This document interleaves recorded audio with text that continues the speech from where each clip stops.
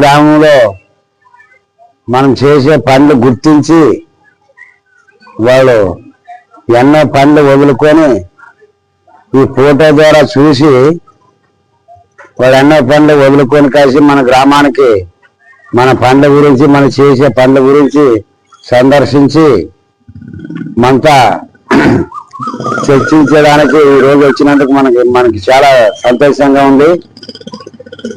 CDF ద్వారా నీటి కొరత మన దొడయ్య గ్రామంలో అంటే ఫిల్టర్ నీళ్ళు లేవు కాబట్టి చాలా మంది ఆరోగ్యాలు చెడిపోయి జ్వరాలు వచ్చి మనకి చాలా మంది బాధపడుతున్నారు.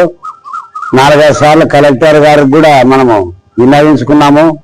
మాకు మినరల్ వాటర్ కావాలా మా గ్రామానికి అని కలెక్టర్ గారికి కూడా మనం నిమరవడం జరిగింది. దాన్ని దృష్టిలో ఉంచుకొని కలెక్టర్ గారు కూడా మన గ్రామానికి పర్మిషన్ ఇచ్చినాడు. ఆ ఫిల్టర్ నీళ్ళ గురించి వాళ్ళు సిడిఎఫ్ కంపెనీ ద్వారా ఆ సారాలకు కూడా మా దొడ్డనికేరి గ్రామం తరఫున హృదయపూర్వక అభినందనలు తెలియజేసుకుంటున్నాము. వాళ్ళు వెంటనే అడిగిన వెంటనే కలెక్టర్కి తెలిపిన వెంటనే మా గ్రామానికి శాంక్షన్ చేసినందుకు మా సొంత నిధులతోన ఈరోజు ఈ బిల్డింగ్ని కూడా మరమ్మతులు చేసి ఇంత ఖర్చు పెట్టి భరించి మేము రెడీ చేసినాము. కరెంటు డీడీ అంతా కట్టి దీని మరమ్మతులు కూడా పూర్తి చేసినాము. ఒక 4-5 రోజుల్లోన ఈ మిషన్లు కూడా కూర్చుంటాయి. ఇంటింటికి ప్రతి ఒక్క ఇంటికి 5 రూపాయలకే క్యాన్తో సహా 5 రూపాయలకే వాటరు, చాలా స్వచ్ఛమైన వాటరు. అటువంటి వాటర్ తాగితే కూడా మనకు ఆరోగ్యాలు కూడా బాగుంటుంది. అందరూ కూడా ఒకసారి మనం ఈ ప్లాంట్ మొదలైనాక అందరూ డంగరు కొట్టించి కాసి కూడా ఇంటింటికి ఈ నీరు ఫిల్టర్ నీళ్ళే వాడాలని కోరుతూ అందరికీ వాడేటట్ల మేము కూడా అలవాటు జరుపుతున్నాము.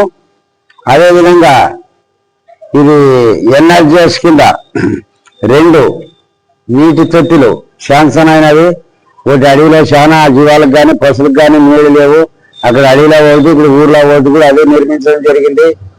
మరి ఊర్లోన స్పీడ్ బ్రేకర్లు అయితేనేమి, మరి బౌన్స్ పశువులు హాస్పిటల్ సూదులు వేసేదానికి అది సొంత నిధులతోనే బౌన్స్ కూడా ఏర్పాటు చేయడం జరిగింది. ఇంకా చాలా ఉన్నాయి కొన్ని పనులు. ఇవన్నీ కూడా ఆడ ఒక షెడ్ కూడా వేయాలనుకున్నాము. వస్తే విశ్రాంతి తీసుకునేదానికి ఆడే ఉంటే కూడా పశువులు కూడా అటు పట్టుకొని పోతే ఆడేది ఆయన అది ఏం లేకపోతే అది ఉండేదానికి అవకాశం లేదు. కాబట్టి అది కూడా ఒక బిల్డింగ్ కూడా కానట్లా ఒక రేకుల షెడ్ కానీ ఏర్పాటు చేయాలని అనే ఉద్దేశంతో నేను అనుకుంటున్నాను. కొద్దిగా దాన్ని టైం పట్టొచ్చు. మరి ఇంకా మనకి ఇప్పుడు 20 లక్షలు సీసీ రోడ్డు కూడా శాంక్షన్ అయింది. ఈ చిన్న పనులు అయిన తర్వాత ఆ సీసీ రోడ్డు కూడా మొదలు పెడుతున్నాము. మరి అట్లే ఈ లైటింగ్ ఈరోజు ఈ సమయంలో ఈ లైటింగ్ చాలా ప్రాబ్లం వచ్చింది సార్. ఆ గుడికి నుంచి కానీ లైట్లన్నీ పోయినవి, చేనులో రైతులకు ట్రాన్స్ఫరాలు ఎక్కువ కాలిపోయినవి. చాలా ఈ గుడి నుంచి తుక్కునది కరెంటు ప్రాబ్లం చాలా వచ్చింది. లైటింగ్ కానీ ఊర్లో టీవీలు కూడా కాలిపోయినాయి. ఊర్లో టీవీలు ఫ్యాన్లు కూడా ఇళ్ళలో కాలిపోయినవి. ఇప్పుడు ఈ లైటింగ్ కూడా మేము ఈ పనిలో ఉండే దానికి 2-3 రోజులు కొన్నిసార్లు లైట్లు పోయినవి. ఆ లైట్లు కూడా నేను మరి కొత్త లైట్లు కానీ లేకుంటే రిపేర్ చేసి కూడా లైట్లు కూడా నాకు లైట్లు పడుకోకుంటే కూడా చాలా బాధ. కానీ పనుల్లో ఉన్నాను కాబట్టి దాన్ని పట్టించుకోవడం లేదు. నా శాతానంత వరకు దొడవేరు గ్రామంలో నేను ఎందుకంటే ఇంతకుముందు రాంత యాక్సిడెంట్ అయ్యి రాంత జబ్బుని చాలా పనులు కుంటుపడినవి. ఇప్పుడు రాంత నాకు రిలీఫ్ దొరికింది, తిరిగాడుతాను. ఇప్పుడు నా శాతానంత వరకు నేను కష్టపడి నా గ్రామం కోసం ప్రజల కోసము నేను స్వచ్ఛందంగా రాత్రిపోగులు కూడా పనిచేసేదానికి సిద్ధంగా ఉన్నాను. నా కార్యకర్తలు కానీ ఎప్పుడు ఎన్నంట ఎప్పుడు పిలిస్తే అప్పుడు వస్తారు, పని చేస్తారు. వాళ్ళకు కూడా నా హృదయపూర్వక అభినందనలు తెలియజేస్తున్నాను. నా కోసము సర్పంచ్కి గౌరవించి గ్రామానికి గౌరవించి ఈరోజు 7 గంటలకే పోయినాం. 7 గంటల నెల్లి పని చేసినారు. మరి ఇప్పుడు మీరు వచ్చే ముందులే పని ముగించుకొని వర్షం వచ్చిందని వచ్చినాము. మరి ఇది సమస్య. ఇంతతో నేను సెలవు తీసుకుంటున్నాను సార్.